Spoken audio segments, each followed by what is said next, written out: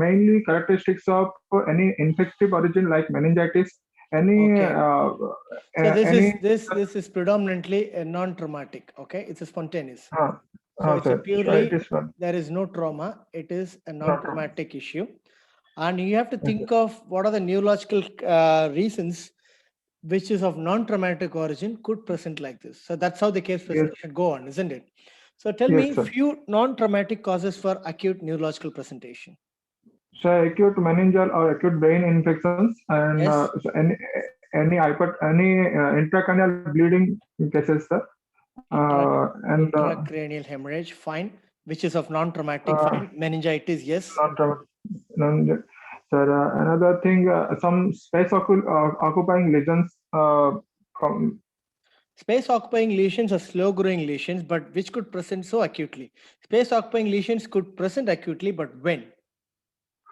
Sir, when there is midline shift or there is acute rise in ICPs, sir. Yes, so space occupying lesions when there is sudden bleeding inside the lesion, okay? Space Okay. occupying lesion with bleeding, or when it is obstructing the CSF flow. That is causing a raised intracranial pressure because of CSF obstruction. That is when this space occupying lesion is normally present. So normally the space occupying lesions, 80% of space occupying lesions are supratentorial. Okay. Yes, So the yes, class sir. C of supratentorial is they don't have any symptoms until it has gone to a huge size. Okay. Yes, So a yes, sir. supratentorial tumor will produce symptoms only when there is sudden bleeding inside the tumor or when it is encroaching upon the ventricular or CSF flow. That is when the Yes, patient normally presents the symptoms. Whereas intratentorial flow, they present early because all the vital structures, the lower cranial nerves like 9, 10, 11, 12, and the cerebellar structures are very sensitive. So that yes, is sir. why the infratentorial structures present much earlier than the supratentorial structures. Okay. Yes, sir. Right. So meningitis is one reason possible. Second reason is intracranial hemorrhage, which could be spontaneous. Third reason could Okay, be sir. space occupying lesion with possibly obstructing something. And the fourth reason, any of the reasons you could think of. Sir, मतलब any region which is obstructing the CSF flow and that is leading to increase in ICP or Okay, I mean, raised ICP due to obstruction, there could be so many reasons. Increased sir, ICP, I mean, maybe hydrocephalus. hydrocephalus mean, Hydrocephalus, do you think he's got a very short course of 2 3 days? sir, no, but um, no, sir. Okay, Sir, so another thing is there some sort of migraines and good. Okay, tension good. headache, cluster headache, Fine. intracranial hypertension, like that things. Migraine and tension headaches could present like this. So meningitis, intracranial hemorrhage, space occupying lesion, migraine, then anything else you could think of. No worries. If you tell these four reasons, that is more than enough for the exam. Additionally, which can present like this is pituitary apoplexy. Yes, sir. Any regions suppressing optic chiasmas and Right, pituitary apoplexy. And sixth reason is postcoital cephalalgia. This is another specific reason which could typically present like this. So these are some of the non-traumatic causes for acute neurological presentation. Apart from the brain reasons alone, there could be other non-neurological causes which could present like this. Can you tell me non-neurological, non-traumatic causes of presentation like this? uh, sorry, Think sir. of something out of the brain. Think of something out of the brain. Metabolic Uh, acidosis of any reason, any metabolic Sir. encephalopathy. Okay, sir. All right. Yes, sir. Hepatic encephalopathy can Yeah, present like that. any hepatic Diabetic encephalopathy or any metabolic encephalopathy of any causes. encephalopathy. When the Yes. patient is having hypoglycemia, present Glaucoma. like this, right? Photophobia won't be this. I mean, not all symptoms need to be present, but headache, nausea, vomiting of short Ah, duration, possible. okay, sir. Okay, sir. Okay, Yes. photophobia, it could be an associated symptom. It could not be an associated symptom. Okay, so for example, meningitis could present like this. So meningitis is generally associated with fever, but fever is not the only reason it should be told as meningitis, isn't it? So there could be so many Yes, sir. symptoms. Fever is one of the symptoms. Similarly, hypoglycemia generally Yes. tend to have an headache, nausea, vomiting, right? And then Yes. in the metabolic disturbance, we forgot a terrible electrolyte disturbances, right? Which electrolyte disturbances commonly have a neurological involvement? Sir, mainly sodium disorders. Yes, mainly the sodium disorders. Do the potassium disorders present with neurological problem? If so, why? If not, why? Sir, actually, potassium. Why sodium disorders alone cause neurological disturbance and why not potassium? Generally, we get only sodium disorders like hypo or hyponatremia causing neurological symptoms, whereas hypo and hyperkalemia generally predominantly cause cardiac involvement, isn't it? They don't have much Yes, of sir. neurological involvement. Can you tell me why? Sir, actually, Just hang on for a minute. I'm getting a call. Hang on. Hello. Yeah, please. Cornish Residence, 1001. Cornish Residence, yes. Yeah, 1001, build room number.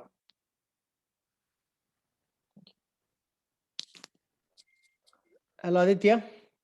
yes, sir. Yeah, I'm back. Sorry for the disturbance. Yeah. So, Uh, why sodium disorders alone cause neurological disturbance?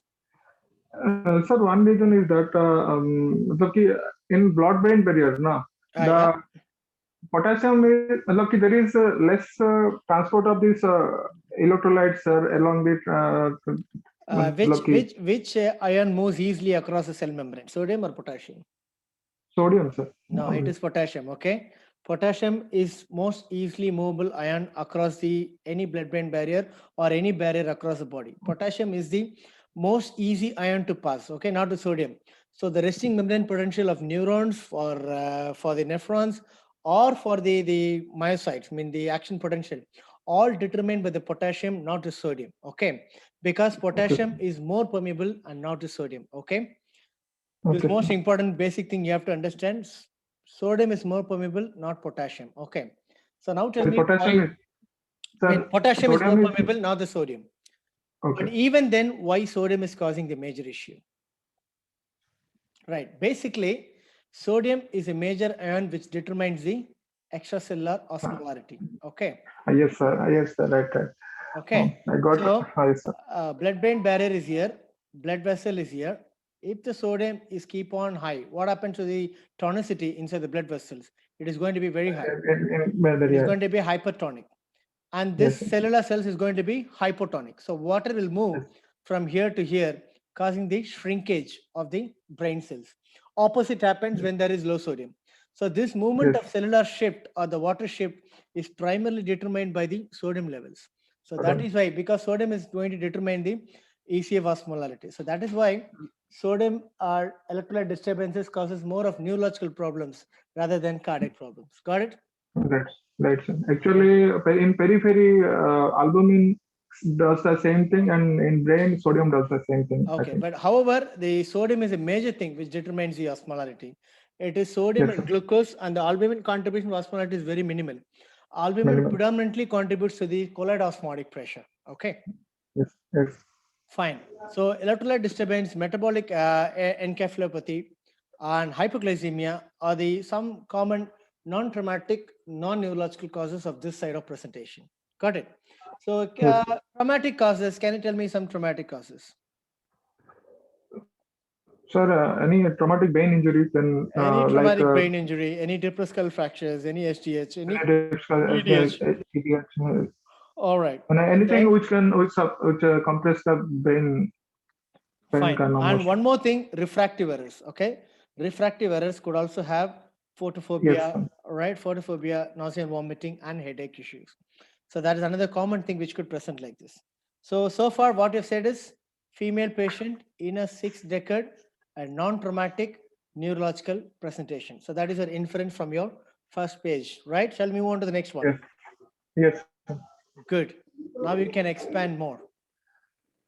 Sir, since it's information provided by her husband, since 2 days, she has a problem in having vision, complaining of double vision and blurring of vision. Patient says he is able to comprehend, read, write, and repeat words. There is no history of loss of smell or vision, sir. There is no history of tingling or numbness of her face or facial asymmetry or dribbling of saliva from the mouth There Okay. is no history of vertigo, tinnitus, deafness.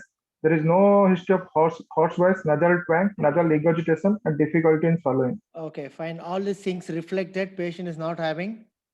Any cranial nerve Okay, any cranial involvement, nerve sir. involvement is completely absent. Okay, fine.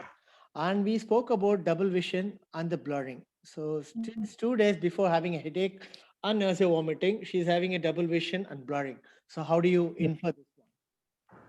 Uh, So what sir, is your understanding? Yeah.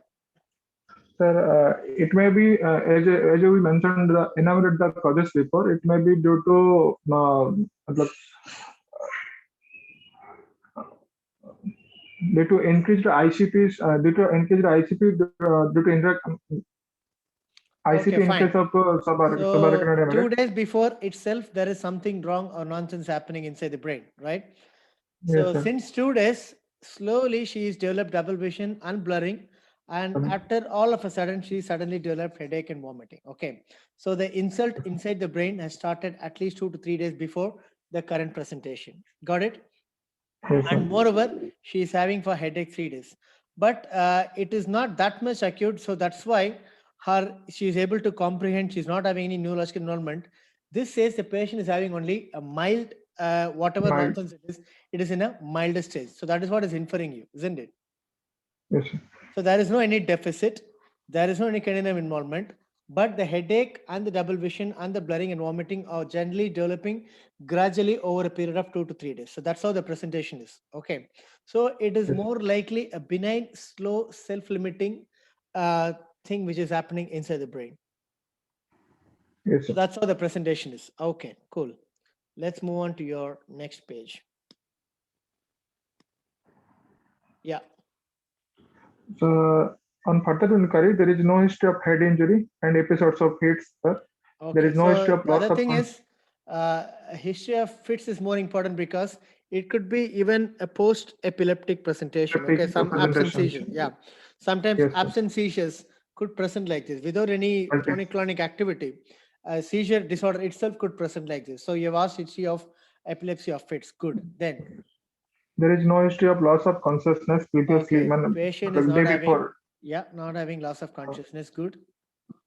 There is no history of personality, behavioral changes, or mood swing and psychological symptoms. Sir, to rule Okay. out claustrophobia like things. Any reason to ask this?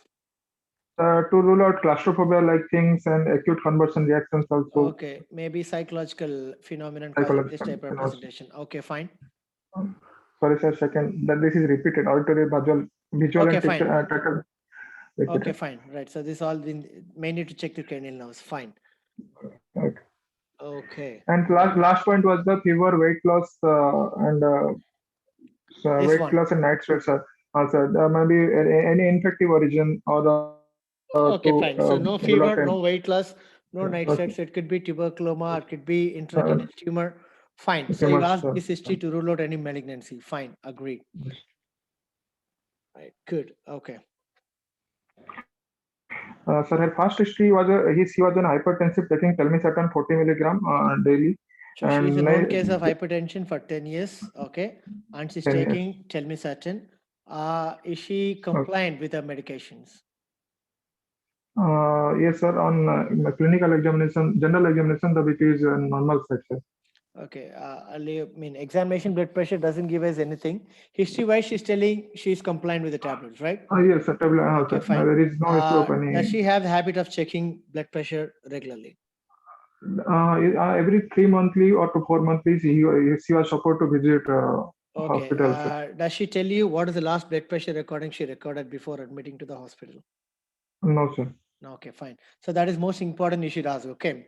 So this sort of people who coming with a non-traumatic presentation, hypertension is most important risk factor to have a spontaneous intracranial hemorrhage, which is the second differential diagnosis you told me, right?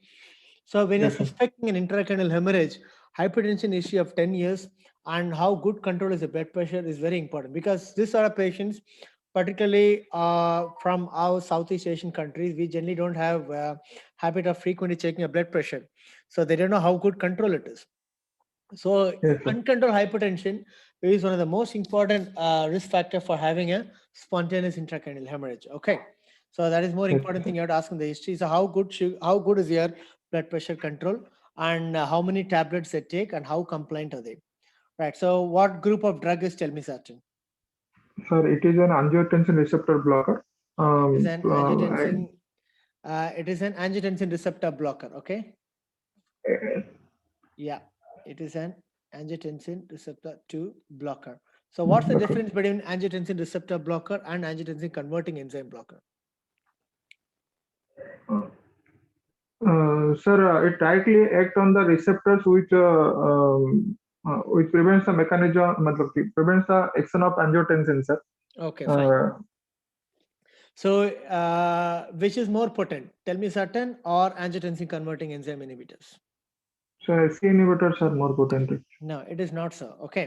So all the studies has clearly proven that both have got equipotent. Okay.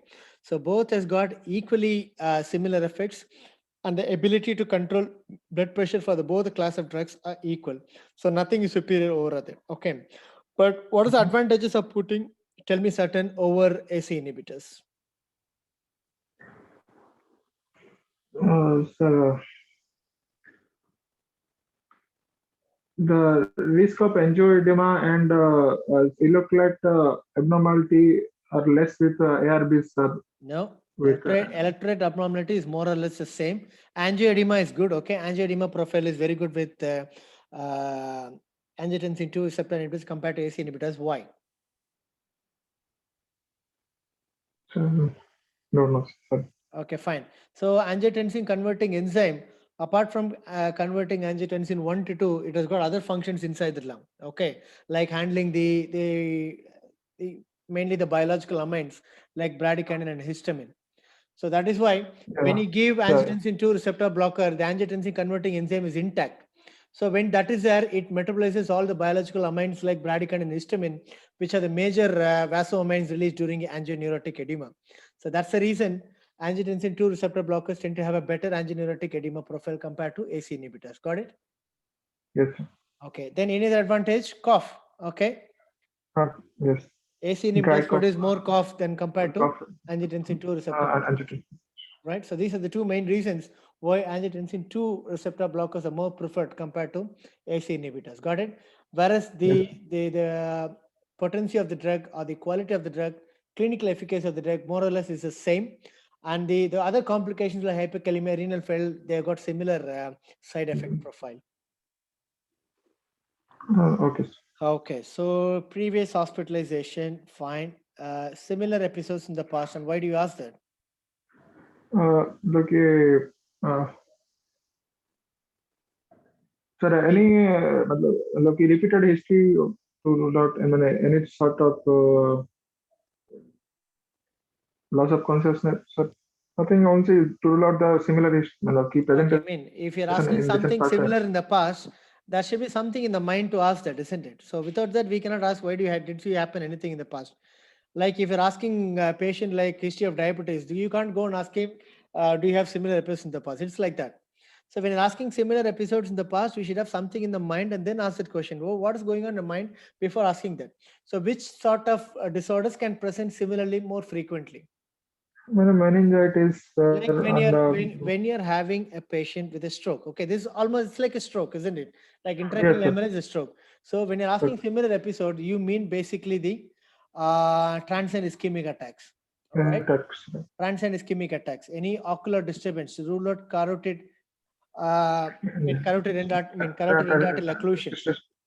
Yes, sir. Okay, so that's the reason, particularly neurological patients, we specifically ask for transient ischemic attacks before. So that indicates that the patient is potential for having a lot of atherosclerosis. So atherosclerosis is another important risk factor for having spontaneous intracranial hemorrhage. That is the reason we ask why you're having similar episodes in the past. Okay. Yes. Right, fine. So next thing is you're asking diabetes, any cardiac involvement, any tuberculosis, stroke, epilepsy, meningitis, right? Allergies, fine. And past surgical history, no any previous brain surgery, no history of any other, right? Blood. Fine, perfect. Shall we move on to the next part? Yes, sir. Okay. Let's see how the case goes on. Fine. So in the personal history, you have got one significant history, which is And nothing it's but smoking 20 smoking. cigarettes, 20 cigarettes per day. Smoking is an important patient-oriented risk factors for any spontaneous intracranial hemorrhage, okay? Which is an Yes, important sir. differential diagnosis in this case. So this patient, obviously, she's a potential smoker. I mean, smoking 20 cigarettes is really significant for 20 years. So which could be Yes, sir. a prime triggering factor for having this sort of presentation in this patient. And he said no alcohol abuse, no recreational drug abuse. Why do you want to ask this one? Sir, if alcohol in alcohol intoxication, alcohol withdrawal symptoms also present like this, and Yes. we have Okay, to fine. modify the anesthetic doses also according to that. There Yeah. will So be one is alcohol involvement in the anesthetic management. Second thing is alcohol abuse is another important risk factor for developing intracranial hemorrhage. Okay. So both alcohol abuse and smoking abuse are important risk factors for intracranial hemorrhage. And again, as you said, alcohol withdrawal symptoms could also present like this. And again, alcohol has got a huge amount of anesthetic drug interaction. It is going to produce hepatic induction, which could modify your drug dosage and your maintenance. Good. And you said recreation drug use. What is the use of asking this history? Sir, okay, recreational drugs means I think okay, Yeah, you tell me, what do you think? cocaine or cocaine abuse or narcotics abuse that also can Yes. What is the issue is with a cocaine? potential. Sir, catecholamine, increased level of catecholamines and due to cocaine abuse. Why? How does it increase catecholamine level? What is a cocaine actually? What class of drug is cocaine? Sir, is it Local anesthetic. local anesthetic? Yeah, please rest all mute, please, so that the presenter doesn't get disturbed. Right. So it is a local anesthetic. This is the first used local anesthetic, right, for the ocular surgery by Carl Koller. So cocaine is a local anesthetic. Of all the local anesthetic, what is the important specific feature of cocaine? It's act on the neuromuscular. So it is an indirect sympathetic stimulant. Okay. Prevent reuptake of the neurotransmitter into the presynaptic membrane. It increases the release of noradrenaline in the terminals, as well as it prevents the reuptake. So what happens in the neurotransmitter junction? There'll be huge amount of noradrenaline and adrenaline floating in the neurotransmitter junction. So because of that, what happens? There is a lot of intense vasoconstriction. When there is loss of intense vasoconstriction, the blood pressure is going to go up. When the blood pressure shoots, there is a chance of intracranial hemorrhage. Okay, so that is why you specifically ask use of recreational drugs like cocaine. Any other drug which could cause spontaneous intracranial hemorrhage? Amphetamines. Amphetamines. Okay, very good. Amphetamines is again a sympathetic class of drug which increases the sympathetic hormones and produce a similar sort of catastrophe. So history of alcoholism, history of smoking, and history of recreational drugs forms a major important part in your personal history or past medical history. You can ask wherever it is. So any neurological case, all these three history become very vital in your examination. Good. So menstrual history, anything significant? No, sir. Nothing much. Okay. Family history, right? So family history. Similar complaints in the family is only thing which is specifically you have to ask, because some intracranial hemorrhages runs in patients having genetic disorders. Can you tell me intracranial hemorrhages which can have a genetic involvement? Sir, in case of adult polycystic kidney disease or any polycystic autosomal dominant polycystic kidney disease, fine. And sir, neurocutaneous syndrome, some like neurofibromas, yes. Yes.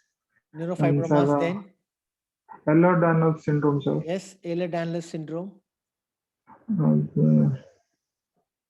Sir, any genetic abnormality which destabilizes the basement membrane, sir. So examples help for that. All right, fine, no problem. So these three things are very good. Okay, autosomal dominant polycystic kidney disease, neurofibromas, Ehlers-Danlos syndrome, Marfan's, okay, and patients who got fibrodysplasia.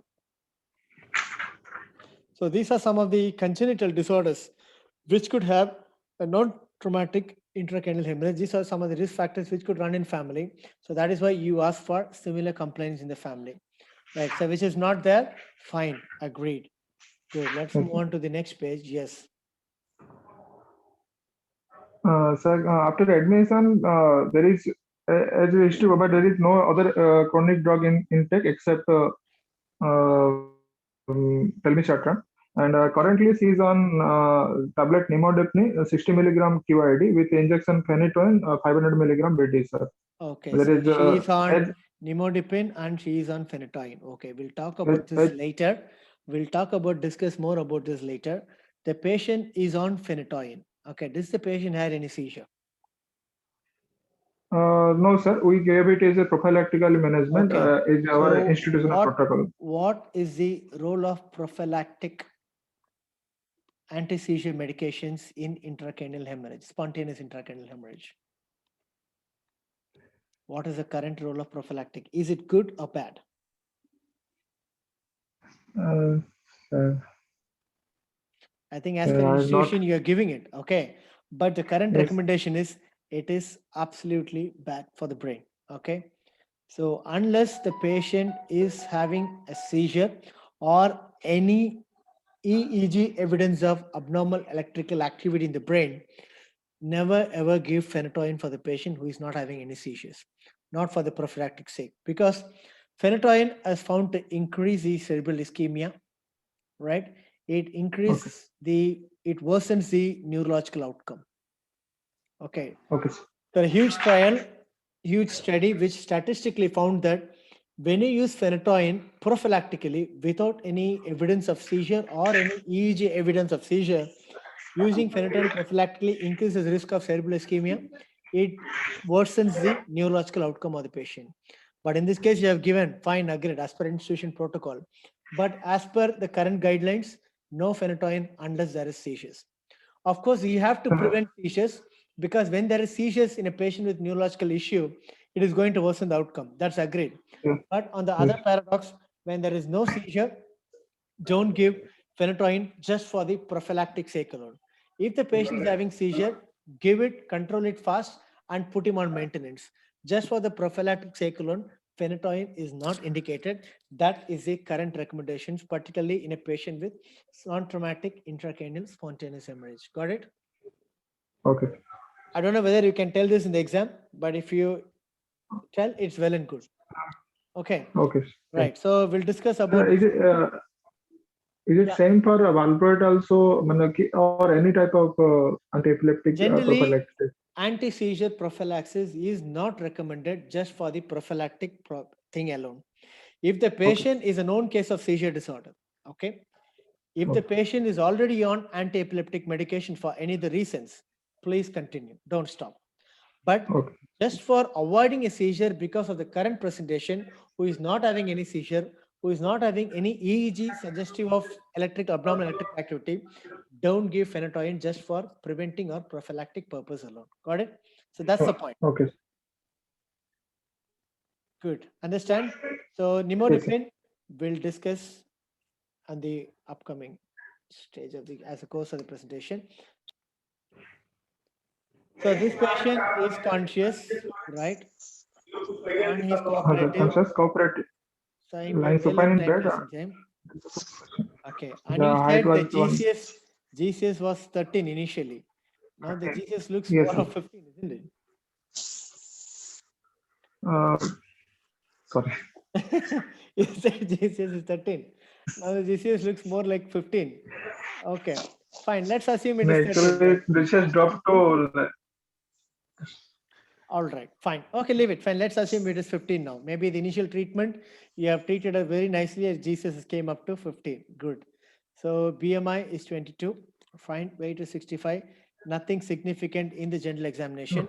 What do you look in general examination in this type of patients? Sir, you said no pallor. Is it important to look for pallor in this patient? Yes, sir.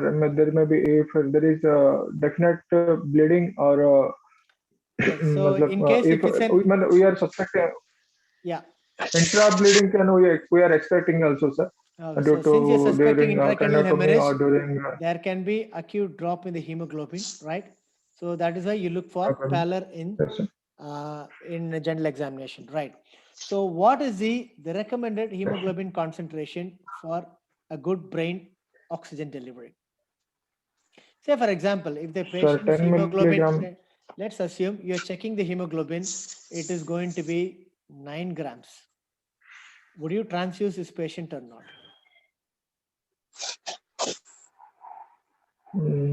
Sir, preoperative hemoglobin, I would like to keep near 10, sir, with viscosity, matlab, sorry, with hematocrit of 30% at least, Okay, so why that I that? Why can that hemato? target What maximum. is what is the concept behind having that 30%? Okay, if the Sir, actually, patient's I hemoglobin, let's assume, just wait. I said one scenario here, hemoglobin is 9. Let's assume if the patient's hemoglobin is 16 grams. Is it good or bad? Why do you want to keep is hemoglobin bad, of sir, because sir, 10 to actually at 10, matlab, hemoglobin at hematocrit 30%, the viscosity of the blood will be maintained, which will help to good supply of O2 to the brain tissues, sir. And Okay. at 16, there will be hemo concentration and there will be high viscosity, which will Let's assume the reduce patient's the blood. cerebral blood flow. Okay, so you said here at 16 hemoglobin there is hyperviscosity, and at 10 grams there is better viscosity, so the blood flow will be good. But at 9 grams, even the Another viscosity is thing, even good, isn't it? sir, another thing is that for maximum, I can to create a gap for maximum allowable blood loss, sir. मतलब कि if preoperative hemoglobin is not good, so मतलब कि if there is No. That more is not blood the loss in reason. the That is not intraoperative. the reason. So now listen. You said 16 grams of hemoglobin, okay? That can produce hyperviscosity, fine. So blood flow will be poor. 10 grams, right? Good viscosity, blood flow is good, fine. I'm telling 9 grams is even good, isn't it? So why don't you accept 9 grams? That is the question. Maybe the oxygen delivery amount Yes, will be that's the low, point. sir. Okay. So when you're considering hemoglobin in a patient for a neurological surgery, you should have a balance between the viscosity on one side and you should have the balance between oxygen delivery on the other side. So at hemoglobin of 10 grams percentage with a hematocrit of 30%, this balance is best maintained. Okay. On one side, you can make sure the oxygen delivery is good with 10 grams. On the other side, viscosity is also fine so that the patient's blood flow inside the brain vessels is going to be good. So that is why it is recommended to keep around hemoglobin of 10 grams or hematocrit of 30%. But the current international guidelines is, it is there 7 as, milligrams. yeah, did you ask me anything?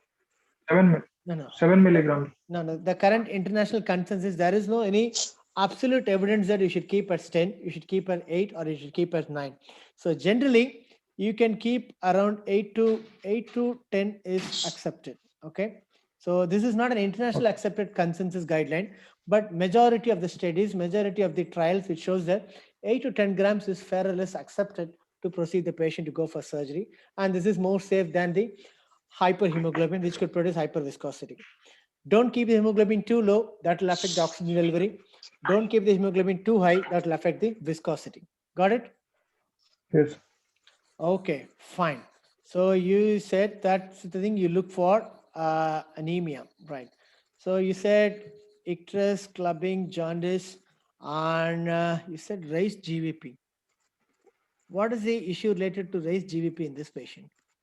Sir, actually, in case of any neurological injury, there is due to sudden catecholamine, surge of catecholamine, there may be some sort of cardiac failure. We can see that there, which is called neurogenic Okay, so consterned there can myocardium, be neurological pulmonary edema, right? pulmonary edema also. Neurological So pulmonary edema that's or LV failure or cardiac involvement could cause a raised JVP in these patients. So that has got very poor prognosis. So that is why you look for raised JVP in this sort of patients, right? Okay, good. You said no neurocutaneous markers. Tell me a few uh, neurocutaneous markers. the capillary spots. Capillary spots, yes. Um, uh, uh, that neurofibromas, sir. Yeah, capillary Any spots. neurofibromas, any neurofibromas, or Right. sorry, So, sir. no problem. Go and refer. Okay. Go and see these things. You go and see. You remember. So important. Some few neurocutaneous markers, which is very vital. Okay. In case if there is even for any other case, it will be help you to answer this question. So go and find, have a list of neurocutaneous marker, because you should tell what you're seeing, isn't it? Without knowing what a Yes. neurocutaneous marker is, just by for the completion sake, you write, that doesn't seem to be good, right? Good, fine. Okay. So afebrile shows he's not having fever. Why it is important to check for the temperature? Sir, first of all, मतलब baseline temperature मैंने Patient didn't have any fever on presentation, but why do you want to specifically check the temperature in this patient? sir maybe any infective causes or sir or to rule out to measure a basal temperature baseline temperature, so in to do the intra monitoring, sir. No, And not necessary. No, that is not the reason. Any other thing.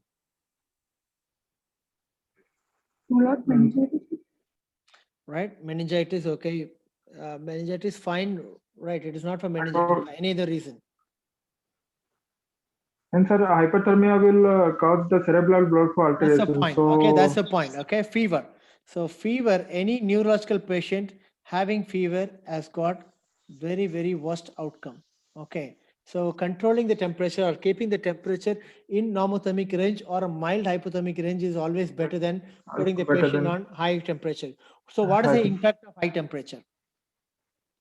sir. What happens when Sorry. the temperature goes up?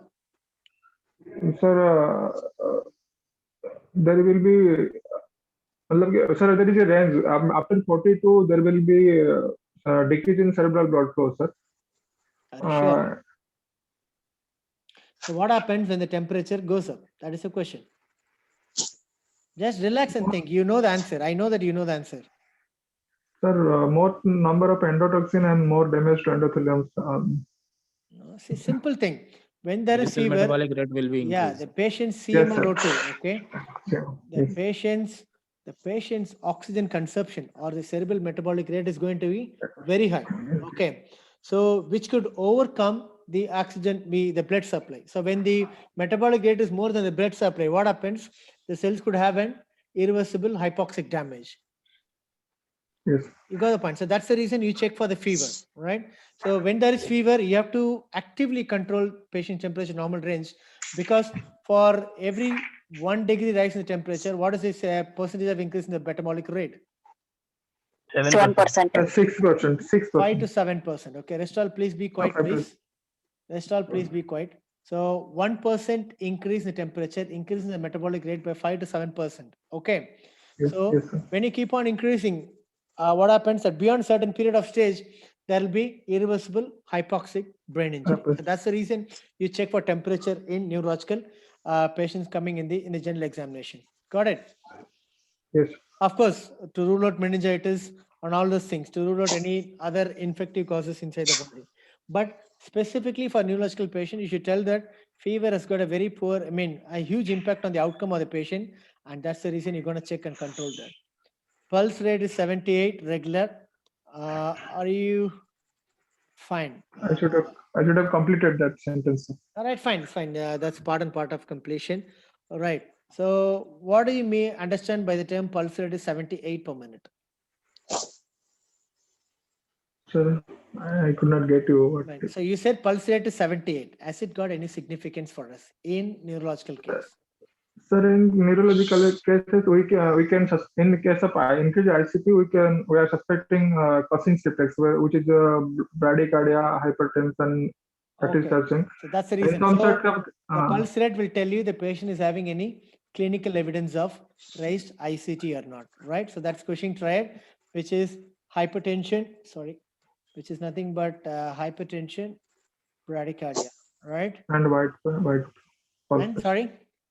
widened pulse pressure or irregular respiration. Some say widened pulse pressure. Irregular right hand, irregular respiration. So if the patient heart rate is, say, for example, 40 per minute in your general examination, what is the immediate thing you do? Sir, I would I would go for मतलब कि sorry.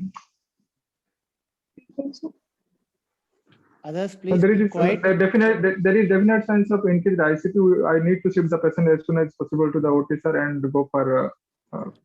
Okay, so the thing is, would you do anything for this heart rate? Sir, that giving atropine and glycopyrrolate won't help here. I think so. Okay, what happens when you give atropine and glycopyrrolate in this side of patients? If we will that will increase Okay, the fine. heart rate and Leave about these things. Now tell me, what is the pathophysiology of Cushing's triad? If you understand the pathophysiology of Cushing triad, you can answer this question. So what is the pathological basis behind hypertension and bradycardia?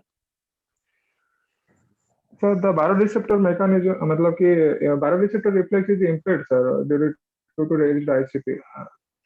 You mean the baroreceptor response is impaired? No, Yes, sir. no, absolutely wrong. No. So what happens, when the patient is having a raised ICT, what happens? There will be cerebral hypoxia or low blood flow, hypoxemia to the brainstem, in the brainstem region. Brainstem region or the floor of fourth ventricle has got the body sympathetic system, control for sympathetic system. So what happens when there is severe hypoxia due to low blood flow because of the raised ICD compressing the vessels? When there is sympathetic hypoxia, there will be exaggerated release of sympathetic hormones. When they exaggerated release of sympathetic hormones, what they do? They go and constrict the peripheral vessels through release of noradrenaline and the adrenaline. When the peripheral vessels are compressed, what happens to the blood pressure? Goes up, right? Go, sir. Yes, So sir. when the SVR is raised, that is going to produce hypertension. When there is Yes, sir. excessive increase in hypertension, what happens to the wall of the aorta? Vasoconstriction of They're going to get and the stretched. Okay, they're going to get stretched because of the tension. When the wall of aorta is stretched, what are the important receptors present in the wall of the aorta? alpha 2, alpha 1, alpha 2. No. What are the important receptors. receptor mechanism? Aortic stretch receptors, sir. Okay, what are the receptors called? Simply, they're baroreceptors, right? Baroreceptor. Okay, the baroreceptors are located in the wall of the aorta. So in response to the stretch, what they do? They stimulate the vagus nerve. They stimulate the vagus nerve. Vagus nerve is supplying the aortic baroreceptors. So when the vagus nerve stimulated, it is going to go to the brainstem. So it is going to send the effector response again to the vagus nerve. And that is going to cause bradycardia. So bradycardia is a protective response to the heart. Okay. So when the patient is having a heart rate, we have to correct only this reason, never ever correct the bradycardia response. So when you increase the heart rate, what happens? The cardiac output is going to be very high. Okay, so there will be low time for the heart to fill. Again, the diastolic time is less. What happens to the cardiac output? That will come down. When the cardiac output is less, the stretch on the wall of the aorta is going to come down. So what happened? That will avoid this reflex. That will exaggerate the hypoxemia. So this bradycardia and hypertension are protective phenomenon to use as much as blood to supply the brain. Got it? So never ever treat the bradycardia. So treat the cause which is causing the raised ICT. So try to reduce ICP pressure, never correct this bradycardia. Got it? Yes, sir. Do you understand the physics behind or the pathology behind Cushing's triad? Yes. Got it. So that's the importance of assessing the pulse rate. Yeah. Sir, can you repeat? You want me to repeat? Right. So raise ICT. Fine. Brainstem hypoxia. Sympathetic system stimulation.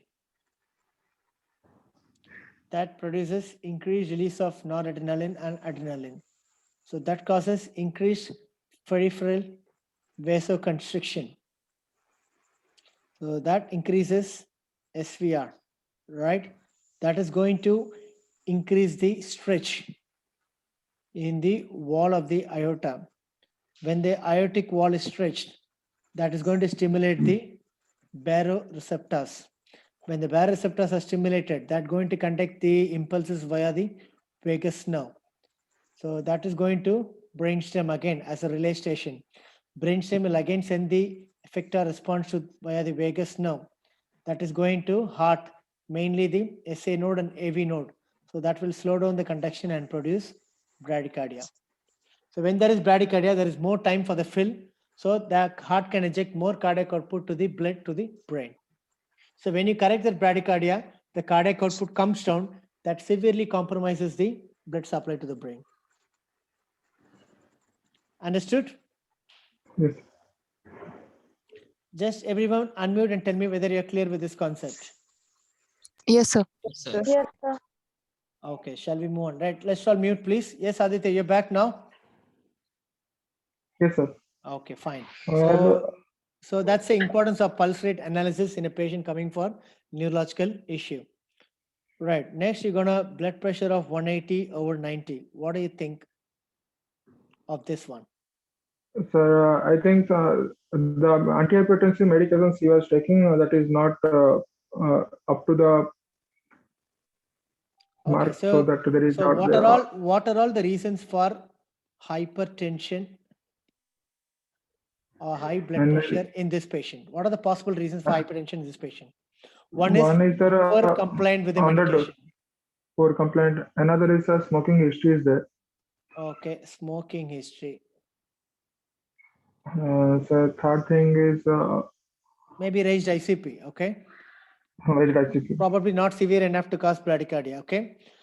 Yes, sir. Raised intracranial pressure, possible. Then Hmm.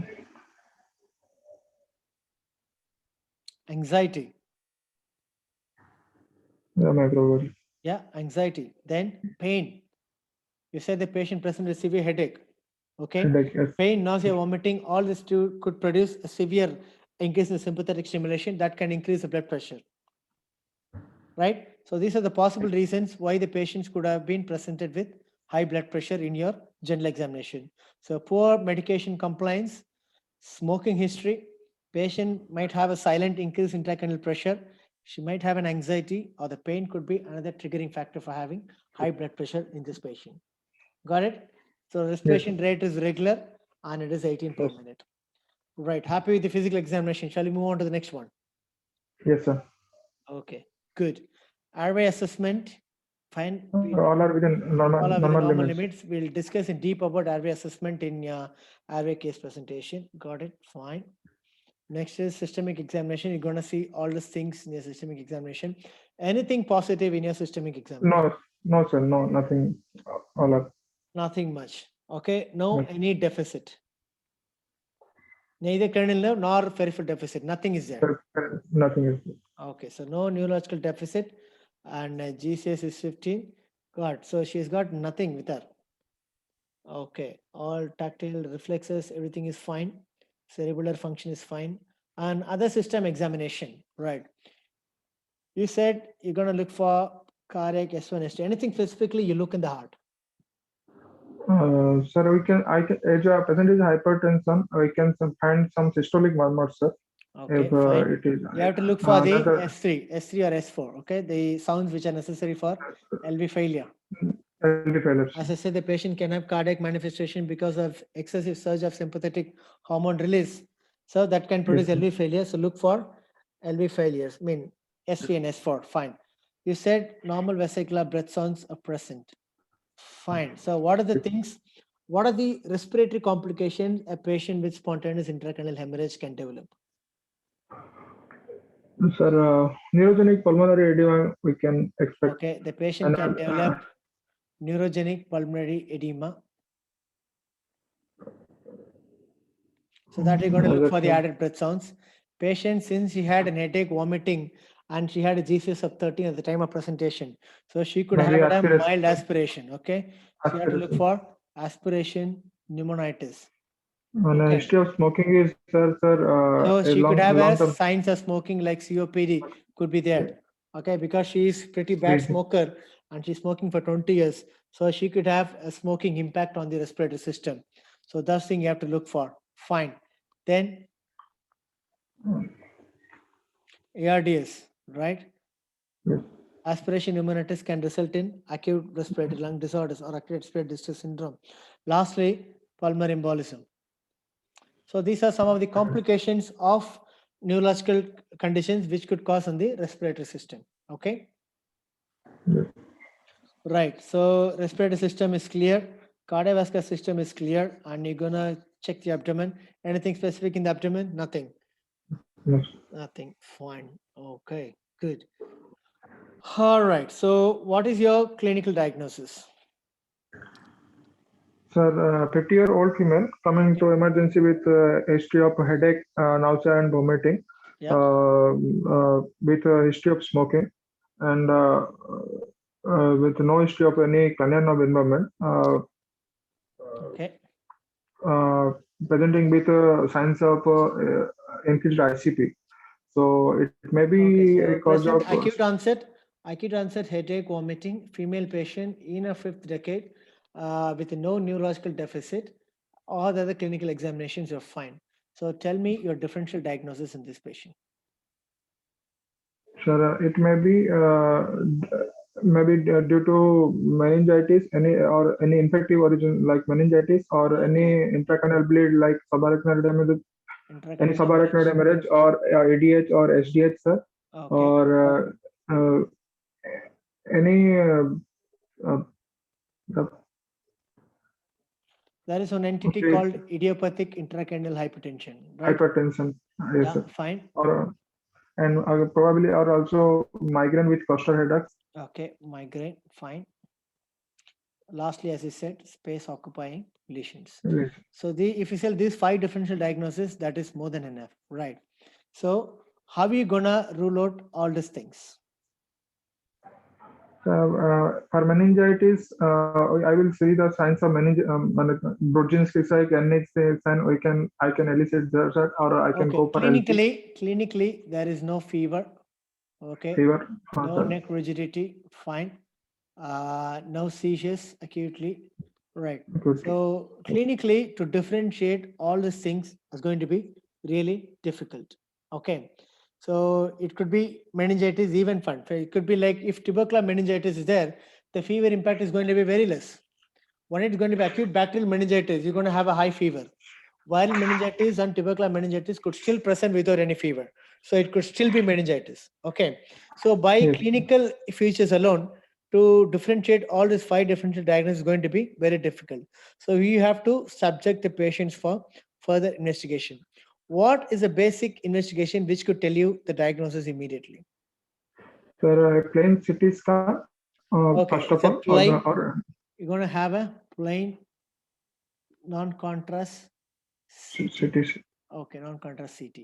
So what are the things which could be diagnosed by the plain non-contrast CT? Sir, any acute hemorrhages, any signs of increased ICP like midline shift or any acute bleeding inside the brain. Right, that can be diagnosed. Any raised ICP like raised idiopathic ICP. intracranial hypertension or any hydrocephalus can be diagnosed by CT. Then any space occupying lesions could be diagnosed. Fine, beautiful. Meningitis, okay, inflammation. Yes. Of course, the Inflammation. best is MRI, but meningitis could be still be seen diagnosed with a plain CT. Right. So with all these things, you can differentiate an acute bleeding. So which are the things which cannot be diagnosed by a plain CT? Sir, some sort of ischemic strokes. Okay. And, when the patient is having an ischemic stroke, it cannot be diagnosed. Why? So the loss of differentiation between the ischemic penumbra and the normal brain matter is not visible in plain CT, sir. Okay. It takes time. It takes time. Why? It takes time. can't remember. No. So what happens, after the period of ischemic stroke, say for example, maybe after some 10 or 24 hours, you start seeing in the CT, right? So within 24 hours, diagnosing ischemic stroke is difficult. So what happens in the 24 hours that is causing you to CT to pick up the ischemic stroke? Sir, my cells get necrosed, which causes the loss of differentiation between the brain parenchyma and the ischemic cell. Right. So it's basically ischemic in the brain that is causing cellular edema. Okay. Cellular edema is Okay. nothing but fluid collection inside the brain tissues. Okay. So the fluids and the bloods can be easily picked up by the CT. Whereas within 24 hours, this edema is within the parenchymal cellular level. So the cellular reading is very poor with CT. Whereas fluids can be easily picked up by the CT scan. So after Yes. 24 hours, because of the ischemic injury, there will be cellular edema secondary to inflammation. That edema is picked up by the contrast or non-contrast computed tomographic scan. Whereas when you do an Okay. MRI within 24 hours, ischemic stroke can be easily picked up because MRI is going to read the brain parenchymal tissues. Okay. Right. So you have found a CT and it is telling that normal. Yes, sir. Patient CT is normal. And you are suspecting a clinically a subarachnoid hemorrhage. Right. So Yes, if yes. it is a normal CT, you can rule out space occupying lesion, you can rule out meningitis, you can rule out raised intracranial hypertension, right? Whereas Yes, sir. subarachnoid hemorrhage in a milder stage or in a milder grade, CT could be still normal. Normal. Okay. So how do you diagnose in that case then? Sir, I can go for CCT, or I can directly go for CT angiography Okay. if there is a CT, signs of any ventricular bleed if I've seen. okay. CT angiography helps to diagnose nearly 96% of subarachnoid hemorrhage. What are Most other common method. yeah? What are the other investigations which could diagnose subarachnoid hemorrhage? Sir, MRI can also MRI MRI? angiography, Okay, MRI or angiogram. MRI digital subtraction angiography. Yes. So digital subtraction angiography, this is a gold standard for Gold standard diagnosing for subarachnoid hemorrhage. diagnosis of hemorrhage. This is a gold standard investigation to diagnose subarachnoid hemorrhage. Fine. You are in an institute which doesn't have any of this investigation. Then sir, I have In case if to you are wait. working in a district hospital, okay, you got a CT Yes, there. It is normal. You don't have any facilities to do digital subtraction angiography or CT angiography. Fine. In that case, how do you diagnose? so then I have to wait for at least 24 hours wherever when the blood will convert it to bilirubin, and I will do for a LP and I will send the LP for investigation. Yes, very good. Why do you wait for 24 hours? After 24 hours, There you is- cannot do lumbar puncture. Yes. Yes, sir. Actually, hemoglobin takes time to get into converted into bilirubin and bilirubin, sir. Okay. The approximate time, and that comes into CSF fluid approximately after 24 hours. No. That is No, not the sir. reason. And if Okay, what another happens if thing, you do lumbar puncture within 24 hours to the patient? yes, sir. That's what I am going to tell. Actually, if there is in case signs of ICP and without managing, I will do the LP. There will be chance of brain herniation through Brain herniation or anything else? Or there is sorry, due to CSF drainage, there will be change in the transmural pressure, which will cause further MS. Very good, very good. That is more important. Very good. Okay. So what happens, if let's assume this is the aneurysmal wall, okay, which is bleed, okay, which is bleed and stop now, and surrounding pressure is the intracranial pressure, right? Right. So the transmural pressure is nothing but pressure difference between the vessel and in the CSF pressure. So this is the transmural pressure. So when you acutely increase the intravascular pressure, or when you suddenly decrease the CSF pressure, what happens to the transmural pressure? There will be increase, sir. When it increases, what happens to the blood leakage? That will chance of rupture will be high, sir. chance of rupture, chance of rebleeding is going to be high. Okay. So Right. that is why in order to keep this transmural pressure in a constant range, if you put a lumbar puncture within 24 hours, what happens? There will be sudden decrease in CS of pressure. When there is Okay. sudden decrease in CS of pressure, what happens? This transmural pressure goes up. So that will leak more of blood into our chances of rebleeding is going to be more. So that is why not 24 hours, you can wait for 12 hours. At least 12 hours you have to wait and then do a lumbar puncture and then confirm the diagnosis. So how do you do lumbar puncture? How do you confirm subarachnoid hemorrhage in lumbar puncture? Sir, I will see the sign, the xanthochromia will be seen, sir, and the RBC amount will be more than 1 lakh with high protein amount and content, sir. Right, fine. So basically you take 4 samples, right? So you take 4 samples. The first Okay. sample and the fourth sample is sent for lab. Second and third are discarded. So you're going to look for basically in the sample RBCs and xanthochromia. Yes. So these are things you want to look for in the lumbar puncture to confirm the diagnosis. So take 4 samples. First sample and the fourth sample has to be sent. Okay. First sample is to have a comparison between the 4 samples, so that because initially when you try to put the needle in, there might be a mix of the red blood cells, isn't it? Red blood. Because of skin. Yes, sir. So that is why you send the first sample and the fourth sample for comparison. Got it? Yes, sir. Good. So 24 hours later, when you don't have the facilities for angiogram, you can do a lumbar puncture and confirm the diagnosis if the CT is not able to pick it up. Good. So you have done a CT, you have done an angiogram, and it is showing that it is a subarachnoid hemorrhage. Got it. Now Yes. tell me, what are the most important causes for non-traumatic subarachnoid hemorrhage?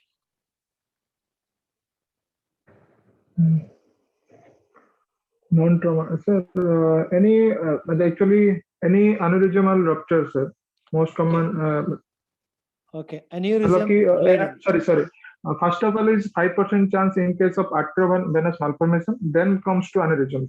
Okay, aneurysm hypertension is not a cause for subarachnoid hemorrhage, it's only a risk factor. Okay, so spontaneous non-traumatic hypertension doesn't cause subarachnoid hemorrhage. So what does hypertension causes? What type of hemorrhage does it cause?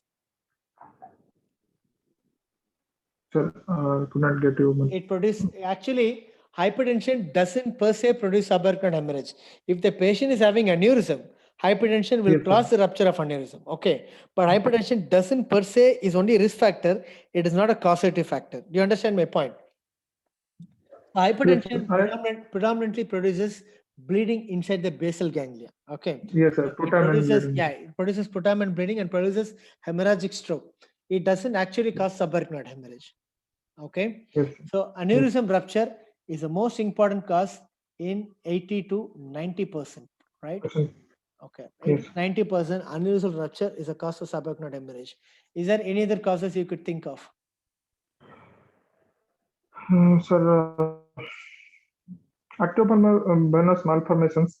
Yes, 5%, very good. 5% is AV malformation rupture. Okay, fine. Okay. Any other rare cause for subarachnoid hemorrhage? Sir, I have read about Moyamoya disease, but I don't know. Yes, that's what I'm asking you. Good. So Moyamoya disease is a vascular inflammatory disorder. So that could cause subarachnoid hemorrhage. It's actually extracranial internal carotid artery inflammation. So that's actual definition of Moyamoya disease. So that is again one of the causative factor, the rare causative factor for subarachnoid hemorrhage.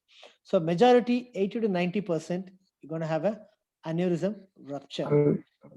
Right, fine. So what is, let's move to the next question. What are the risk factors for aneurysm formation? So there are modified risk factor and non-modifiable risk factor. What are we have discussed, sir. Okay, what are the modifiable risk factors? Like hypertension, sir, smoking history, alcohol history. Smoking, alcohol.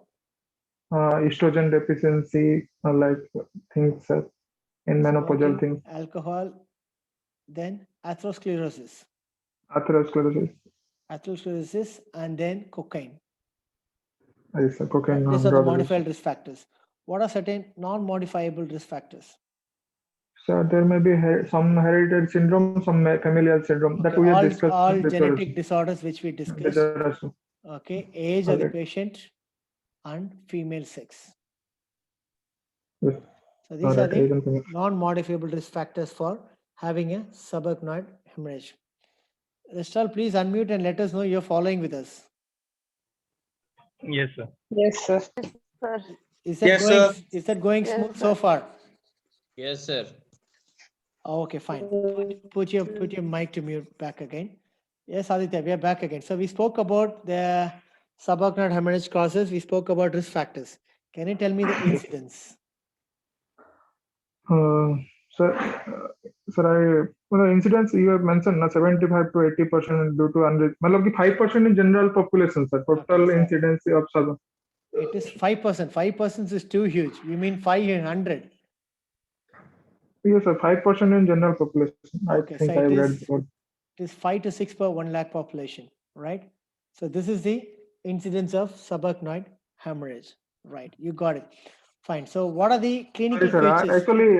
Sorry, sir. I want to mention that 5% of all stroke and point 5% of all strokes. Yes, that's strokes. fine. Sir. So incidence is 5 to 6 per million population. Good. So what are the clinical features of subarachnoid hemorrhage? Sir, clinical features I will describe under following headings. First is due to increased ICP. Increased Thunderflap ICP, headache. Okay, thunderflap. That's thunderclap, worst headache. Worst headache. Actually, Thunderflap. minor bleeding will cause mild headache, and severe bleeding will cause this thunderclap headache, sir. Thunderflap headache. Yes. Due to decreased cerebral blood flow, I may find loss of consciousness, as we have find in this session, sir. Loss of consciousness. And, Yes. I ruled out all focal neurological lesions due to that may happen due to decreased cerebral blood flow. Okay. So focal neurological deficit can happen. Patient can have nausea and vomiting. Nausea Patient and can vomiting, sir. have photophobia, nuchal Photophobia, rigidity. sir. Meningeal irritation and Right. So these are the common ways, the clinical features of subarachnoid hemorrhage they commonly present with. Right. Excellent. yes, sir. So clinical features discussed, causes you have discussed, risk factors you have discussed. Right. So what is the major? Let's start about the neurological complications. Okay, sir. Right. What are the first and foremost neurological complication of subarachnoid hemorrhage? If we don't control the blood pressure, there will be chance of risk of rebleeding, sir. First of Okay. all. Rebleeding. Very good. Rebleeding is the most important cause of death in early stage. Okay. That's why we have to start the. Sorry, sir. Yes. I will come to the point. Relax.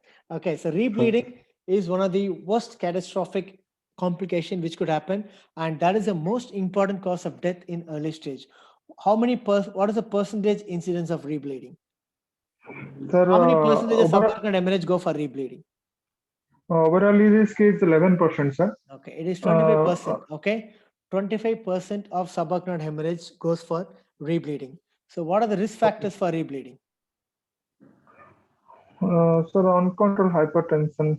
Yes, when you uncontrol the hypertension, when you do lumbar puncture without any precautions. Lumbar Right? puncture precautions. Okay, Second, during intubation and other when anesthetic. giant aneurysms. Yeah. When there is a big aneurysm, right? When there is uncontrolled hypertension, when you do a lumbar puncture without any precautions, this can increase the chances of rebleeding. So what is the most majority of the rebleeding happens within which time? Sir, within मतलब कि 1/3 happens in first 3 hours and half happens in first 6 hours. Next half happens in first. Okay, so 50% of the rebleeding happens within 6 hours. 6 hours. Okay, and remaining majority happens within 72 hours. 24 to 70. So that is why when you diagnose a patient with subarachnoid hemorrhage, you have to do either aneurysm clipping or endovascular coiling within 72 hours. You have diagnosed the subarachnoid hemorrhage, because rebleeding has got a very, very poor outcome, and the mortality is nearly 20 to 60%. When the patient is having rebleeding, the chances of mortality is nearly 20 to 60%. So secure the aneurysm within 6 hours. More than 50% of the rebleeding happens within 6 hours. Right. So within 6 hours, I said it's going to be a catastrophe. So how do you avoid the complications of rebleeding, or how do you reduce rebleeding? Sir, we have to first control the blood pressure. Okay. Blood pressure. How much do you by control? giving, sir, 20% within the baseline, sir. The reduction of target is less than. What is the target pressure you keep in Target subarachnoid? is target is systolic blood pressure less than 160 and diastolic blood pressure more than 110. Systolic pressure less than 160 millimeters of mercury, and the mean arterial pressure Is 65 to 70. less than 110. Okay. So Sure. keep a systolic less than 160. Keep the mean arterial pressure less than 110 millimeters of mercury. These are the targets you should aim for. What happens when you keep the blood pressure very high? So there will be reduction in cerebral blood flow. And, You keep the blood pressure very high. The transmural pressure is going to be high, isn't it? sir, that will increase and that Yeah. will So when you cause keep the blood pressure rebleeding. very high, the transmural pressure is high, that is going to rebleed. What happens when you keep the blood pressure very low? There will be decreased blood supply to the Yes, cerebral brain, perfusion sir. pressure comes down, so Hypoxia. that can produce cerebral hypoxia. So this is the target you have to aim for. Very good. Any other way? I said one reason is control the blood pressure, which is causing rebleeding. What is any other reason which could cause rebleeding in these patients?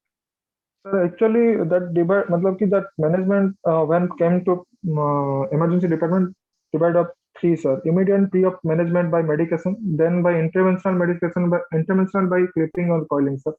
Okay, fine. The thing is, you said rebleeding happens within 6 hours.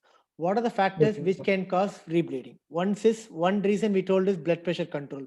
When you don't control the blood pressure, that can rebleed. Any other possible factors which can cause rebleeding in the patient? Or which you can prevent rebleeding? No, we didn't come to intubation. So far, we're discussing only the complications. Right. When the patient starts to bleed, what happens to the bleeding site? It stops for some time, isn't it? So what is forming sir. over there? Sir, matlab ki clot is forming, sir. A matlab clot ki is formed. hemoglobin. So when the clot Yes, is sir. formed, why the rebleeding is happening then? Sir, Have you heard this term? okay. Yes, Okay. sir. Fibrinolysis. When the clot is formed after a few period hours, what happened? The body does.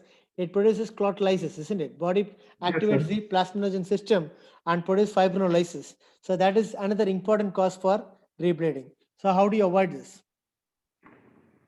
Sir, I can put on matlab ki low molecular weight heparin.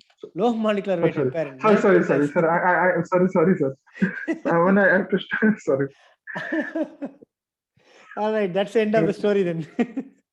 Sorry, sir. It's okay, come on. You should put the patient on antifibrinolytics.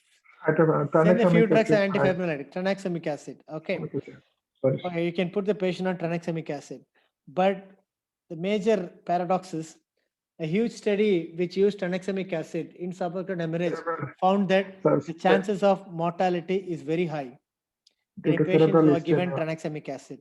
So the regular recommendation of tranexamic acid is not being done nowadays. Initially, they thought the fibrinolysis is one important reason for rebleeding. So they put most of the patients on tranexamic acid. But later on, further studies revealed that the patients who are on tranexamic acid are experiencing high mortality. And the reason is not known. So the current recommendation is when you're having a shorter time, when you're going to clip the patient within the next 3-4 hours, you can try tranexamic acid. When you're going to wait for long term, when you're going to wait for at least 24 to 48 hours to do for the clipping or doing endovascular procedure, avoid giving tranexamic acid to the patient. Got it? Yes. Yes. So that is current guideline. It's still a bit in the confusing. No one knows whether to give or not. So the current guideline says when you're acutely controlling, when you're going to take the patient immediately for clipping, you can try a short dose of tranexamic acid. When the time is not there, you're going to clip only the patient after 24 to 48 hours. When it is a big giant aneurysm, don't give tranexamic acid. Okay. Good. So this is first and foremost complication of subarachnoid hemorrhage. Can you tell me the second neurological complication? Sir, there may be. Sir, excuse me, sir. Yes, please. Sir, in this case of just in this first thing of the release complication about the rebleeding. Yeah. So if the patient independently has hang on for a minute, right? Just hang on for a minute. Sorry. 2 minutes. I got a call. Just a minute. Sorry, sir. Hello. Hello. Hello. Hello.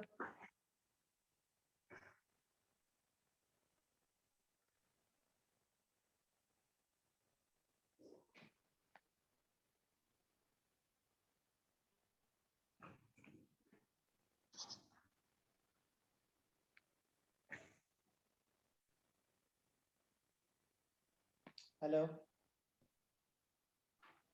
Yes. I'm in the 1001. We all three are in my house. Please. I am at my house only.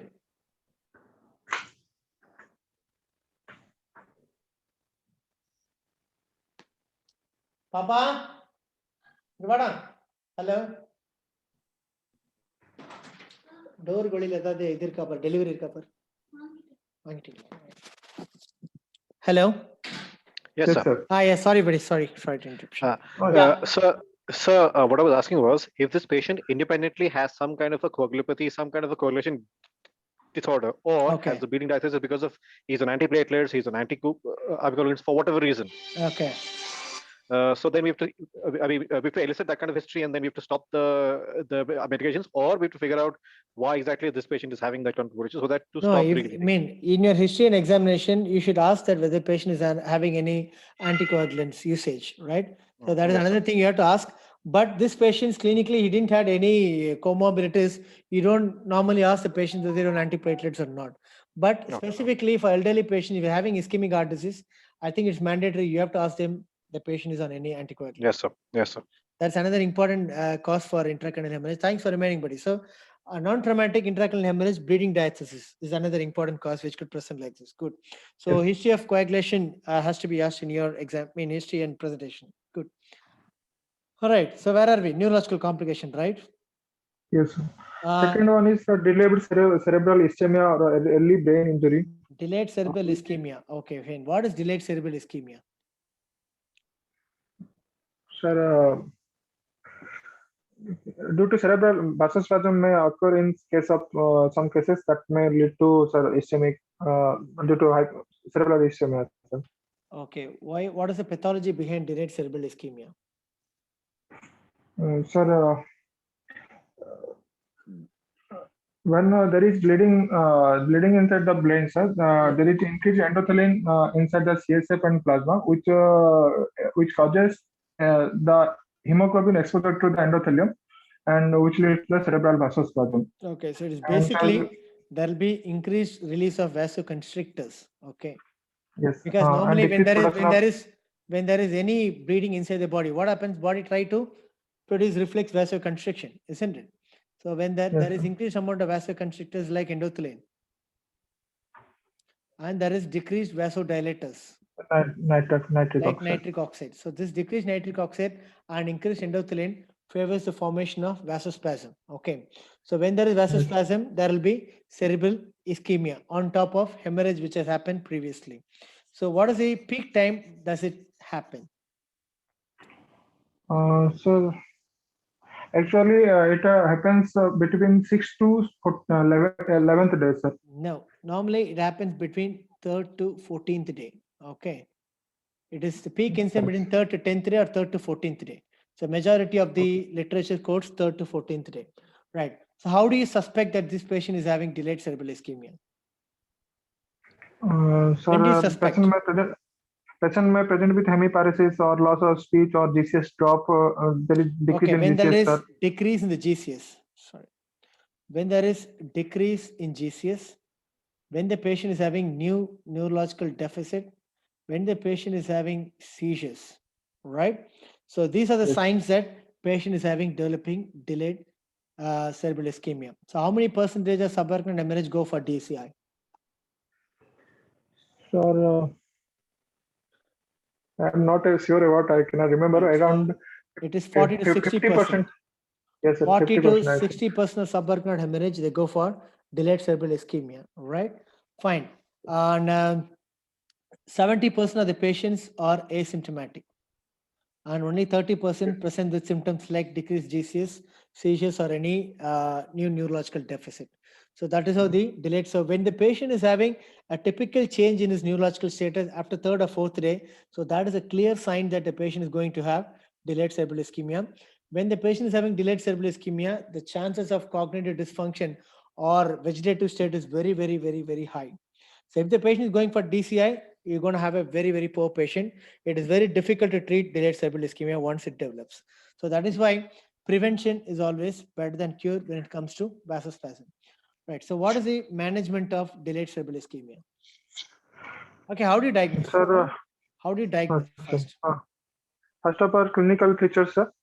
Okay, clinically we said, how do you diagnose? Sir. Clinically, sir, there may be hypoxia, dyselectrolytemia, there may be fever, increased signs of hydrocephalus, ICP rise, there may be seizure. No. Yes, clinically, okay. Seizures, neuromuscular disturbances, neurological disturbances, neurodeficit diseases. And any other way to diagnose? Sir, we have to go for investigations like transcranial Doppler, Okay, continuous transcranial monitoring. Doppler. What do you see in the transcranial Doppler? Sir, we will see actually Doppler is for measuring the blood flow or blood velocity, sir. Okay. So we can So what is the see the blood, normal velocity in the middle cerebral artery?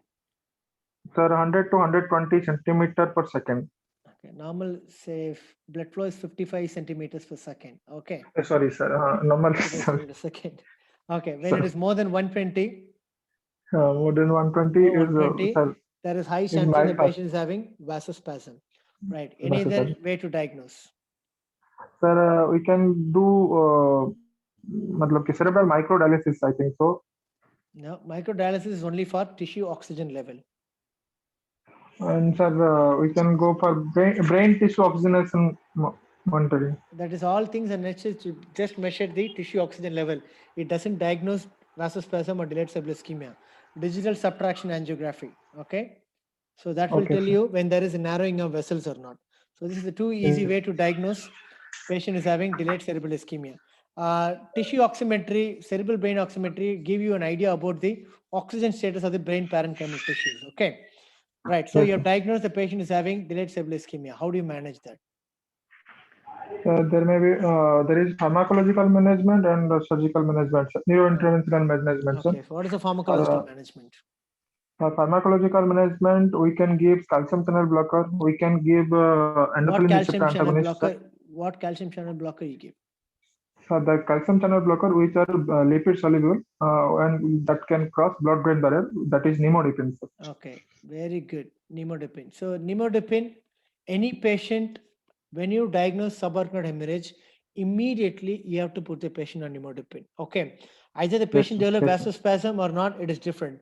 Once a diagnosis of subarachnoid hemorrhage is made, nimodipine has to be started immediately. So that is the class 1 recommendation by American Heart Association, right? Class 1. Class 1 means you got a very high level of recommendation. It has been shown that it reduces mortality nearly 27 to 30% when you give nimodipine once you diagnose subarachnoid hemorrhage. Right. So it's a calcium channel blocker, dihydropyridine derivative. It crosses the blood-brain barrier, reduces the amount of calcium.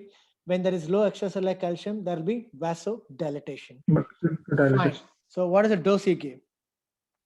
60 milligram QID. 60 Sir, milligram if there is fourth hourly. Okay. If the patient is not able to take, if the patient is not able to take orally, what do you do? I have to put the rice tube and I have to. You have to give either orally or through nasogastric tube. That is more important. So what happens? What is the complication of putting nimodipine? So there may be hypertension. Risk of hypertension is there. Risk of hypertension is high. If there is hypertension, what do you do? Sir, I can give it 30 milligram 2 hourly. You can reduce the dose and give it second hourly. Fine. Very good. So nimodipine is the best, is the first drug and is the best drug to treat delayed cerebral ischemia and vasospasm. Very good. What is the next treatment? Sir, we can offer other drugs like endothelin receptor antagonist. Sir, I have never used like that. Okay, endothelin receptor antagonist is not a recommended treatment. Then? Sir, phosphodiesterase 3 inhibitors. Okay, phosphodiesterase 3 inhibitors, fine. That can reduce the level of calcium. And that is also been shown not to have much evidence in the treating. Then? Most important things. Uh, Have you heard about other, this sir, other drugs that which, triple H therapy? sir, yes, sir. Triple H therapy is not recommended right now. Actually, euvolemic status and Okay, what is hypertension. actually triple H therapy? First, tell me that. Sir, hypertension, hypervolemia, and hemodilation. Hypertension, hypervolemia, and hemodilution. Hemodilation. Right. So initially they tried hypertension and they induced hypertension in the patient. They give hypovolemia for the patient and they did hemodilution. So what is the problem of giving hypovolemia? Sir, giving hypervolemia that will may lead to dyselectrolytemia, coagulopathy, and may patient lead up to heart failure or pulmonary edema. Ventricular disturbances, coagulation issues, and cardiac failure. So these three incidents are very high. So that is why the hypovolemia has been removed. Now the current recommendation is induced hypertension is still holding good. Euvolemia. It's going to be euvolemia. Okay. What about Euvolemia. hemodilution? Sir, hemodilution, as you have mentioned earlier, like 10% Yes. and 30% So there hematocrit is is again no maintained for there is no any universal recognized hemoglobin concentration or hematocrit. So the current recommendation is make the patient BP at a higher level and maintain the patient euvolemia. Yes. Hemodilution is still obsolete. There is no clear-cut evidence what to do. So this is triple H therapy, which is specifically used for managing delayed cerebral ischemia. Hypertension is mainly used because when the vessel is narrowed, what happened? There is low blood flow here. So when you increase the blood pressure proximal to the stenosis, it tends to open up this constriction. That is why you are using induced hypertension in patient with delayed cerebral ischemia. Right, next treatment. So we can go for give neurological magnesium. interventions. Sir, actually, okay. Okay, magnesium has been The tried. mass, Magnesium is a physiological calcium antagonist. So by reducing the level of calcium or blocking the calcium action, it can produce vasodilatation. But the mass trial or the trial used for magnesium subarachnoid hemorrhage didn't show no evidence yes, of any improvement. So magnesium is not both a mass, recommended treatment. Then any other treatment which was tried. starting stars trial also. Okay. What is statins and how it is useful in delayed cerebral ischemia? Sir, actually, statins as anti-inflammatory and it reduces the oxidative stress, sir. Okay, so mainly But in hypoxic cells, the glutamate-induced nerve injury is or the excitatory toxic injury is high. So the statins yes, can yes, prevent this oxidative stress by reducing the level of glutamate levels. So that is why yes. statins has been used. So what is the current recommendation of statins? So stars trial double blind trial हुआ था that simvastatin in eligible 40 milligram does not मतलब कि There is no any definitive improvement. Okay. definite. If the patient is already on statins, continue, but don't start new statins for the patient. Right? Yes. No use at all. Fine. Any other treatment? Papaverine previously used, sir. Right now, not used. Which one? Papaverine was used, nitro not used. Fine. Then Sir, we can go for neuroradiological interventions what are the known like balloon angioplasty. Okay. Endovascular. Balloon angioplasty. Okay. Endovascular, you can write balloon angioplasty. You can dilate the vessel, fine, or you can do stenting. Okay. Stenting, sir. Right. So these are the treatment for delayed cerebral ischemia. So we spoke about rebleeding. We spoke about delayed cerebral ischemia and vasospasm. What is the other important third neurological complication? Sir, as we mentioned before, cardiogenic cardiac dysfunction, neurologic pulmonary edema. Listen. We're speaking about neurological dysfunction. Only neurological dysfunction. We didn't come to non-neurological dysfunction. Sorry, sir. Neurologic. Seizures can be happen, sir. Okay, seizures. Seizures can happen. So seizures we discussed already. When there is a seizure, give Yes, anti-epileptic. Don't give it for prophylactic. Fine. Then okay. Hydrocephalus also. hydrocephalus. Very good. Hydrocephalus. Hydrocephalus is another important complication. So what is the pathophysiology behind development of hydrocephalus?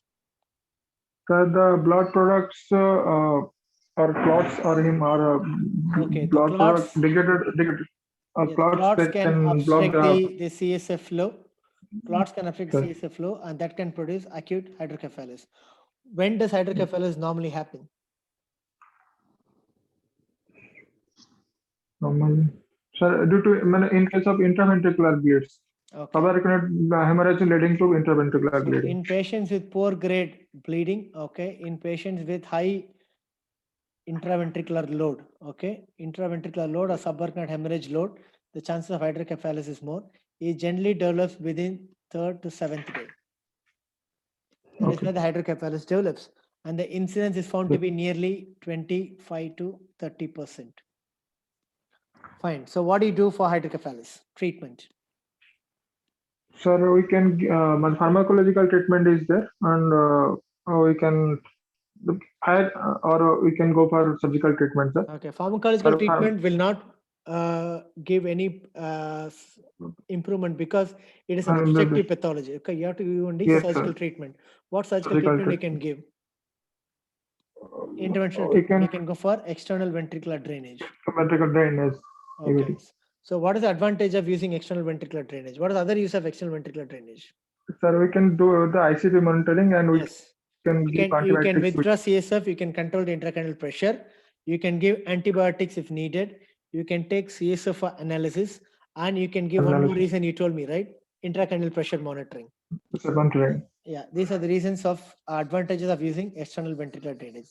So these are the three or the four main neurological complications of subarachnoid hemorrhage: seizures, rebleeding, hydrocephalus, and delayed cerebral ischemia. Let's move on to non-neurological complications. Tell me some non-neurological complications. Sir, cardiac dysfunction, Okay, cardiac neurological dysfunction. pulmonary. What is the pathology of cardiac dysfunction? Due to sudden catecholamine surge, Is what happens that can increase the noradrenaline release, that Yes. increases the calcium in the neurotransmitters, neurotransmitters, that and produce that sudden myocyte managing. necrosis. Okay, so Yes, that can result in cardiac failure. How do you differentiate cardiac ischemia from subarachnoid hemorrhage from ischemic heart disease? Sir, actually, here the Patient can parallelly have an ischemic heart disease, right? So Yes, how to sir. differentiate First of acute all- coronary syndrome from cardiac dysfunction caused by subarachnoid hemorrhage? First of all, you can ask the history, sir. Yeah. But no, history and the history of chest pain will be there, and history of hypertension, atherosclerosis may be there, sir. Okay. And there is history, All the things this patient is having. Okay, sir. And another after that, we can go for ECG. In Okay. ECG, sir, in case of neurological cases, we in case of subarachnoid hemorrhage, we Yeah. mostly get QT prolongation, sir. Okay, you Bradycardia, get QT prolongation. UT prolongation, ST changes, and T wave changes. Okay. Yes. What is the T wave in Well, subarachnoid hemorrhage specifically called? Sir, Osborne J wave or Osborne waves, no. Osborne waves, no.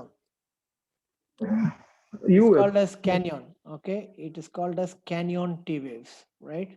Okay. So that's a specific name for something. I mean, not important for exam, out of interest, right? So ST changes, T wave changes, QT prolongation. Is there any electrolyte abnormality which can cause QT prolongation? Yes, sir. Yeah, Hypocalcemia, right? hypercalcemia. Hypocalcemia Yes, can prolong QT, right? Fine, good. Right. So all these changes could happen even in ischemic heart disease also. But how do you differentiate subarachnoid hemorrhage, cardiac dysfunction, and ischemic heart disease? Basically, sir, looking at the troponin. peak rise in the troponin levels. Okay. Yes, sir. If it's the Troponin. myocyte necrosis caused by subarachnoid hemorrhage, the troponin levels will not be that alarmingly high compared to ischemic heart disease person. So that's how we differentiate cardiac dysfunction from neurological induced cardiac dysfunction. Good. So this is the cardiovascular problem. So ECG changes, catecholamines. What is the most dangerous complication of on the heart by the subarachnoid hemorrhage? Sir, that Takotsubo Heard about cardiomyopathy. Takotsubo Yes, sir. cardiomyopathy. Okay, Yes, this is sir. the most Yes. dangerous complication.